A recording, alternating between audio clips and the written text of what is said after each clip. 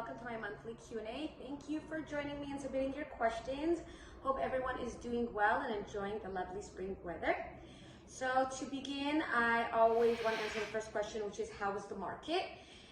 So as it has been in the past few months and actually in the past few years, the market has been very, very hot. As usual, you'll see that there are a lot of multiple offer situations, and a lot of the reason is, as I've mentioned before, that inventory is really low. So in a balanced market, inventory usually sits for about 6 months on the market. And recently, the average days on market is about 1.9 months, so less than 2 months, which is very, very low. But actually, even if you look in the past 3 years, inventory has been has sat on the market for less than 5 months, which is again low relative to the balanced market. And that in effect generates higher demand and higher prices. What you'll see is that across the US, houses have sold, 45% of houses have sold for either asking or above asking. So what that really means is that, I think buyers need to change the traditional way that they've been looking at the asking price of a house. The asking price of a house is no longer a number that can be negotiated, at least if it's a really great property that has a lot of demand. What it actually is, what the asking price of the house is usually basically a minimum price or a starting price. And when you have multiple offers, that usually increases. It's sort of like in an auction kind of situation.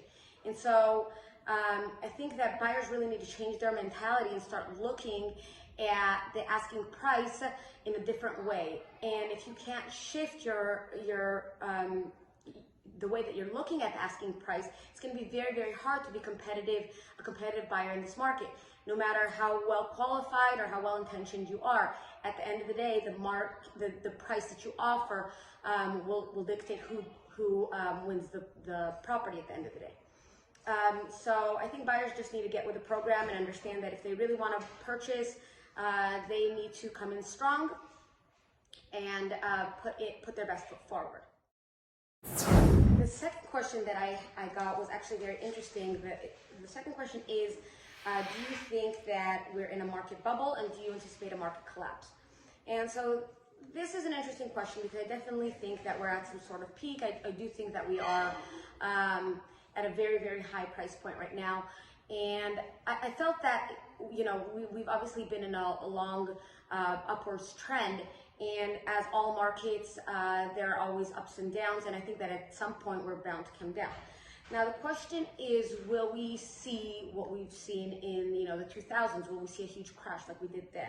And that I don't think is coming. And the reason for that, I believe, is that if you look at the equity in houses right now, the equity that homeowners have right now, it's much different than what was in the 2000s. Back then, the lending practices were very different.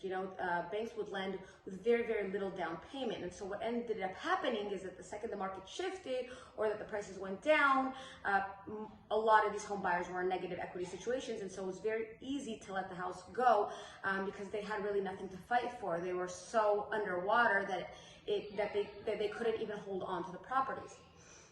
Lending practices are different nowadays, and we have over 38% of houses that are completely paid off, and close to 19% of houses are 50% paid off. So you have a large chunk of equity. So even if the market decreases, people still will have equity in their houses and have a reason to either hold on to them or sell them, but they won't let them go to the bank, which is what happened back then where we had such a big slew of foreclosures. Does that mean we won't have foreclosures? No, we may. I think that at some point we are going to see, forbearance plans lifting and people not being able to pay their mortgages, or at least not being, the effects of the corona maybe at some point will take effect. But will it be as big or as dramatic as it was in the 2000s? I don't think so, especially because even in the year 2020, which we all know was not a great year, the average homeowner in the US gained over $26,000 in equity, and in California gained over $54,000 in equity, and that's just in the year 2020. So people who have owned houses for the past 4, 5, 6 years have a lot of equity in their house. And so I think that if push comes to shove, they will fight for their house rather than just letting it go back to the bank, as kind of we've seen in the 2000s. We'll get to our third question, which is actually kind of a funny question, which I've been getting a lot from buyers. A few of my buyers have asked me, hey, once we secure a property, once we get into escrow, should we continue looking for properties just in case it doesn't work out?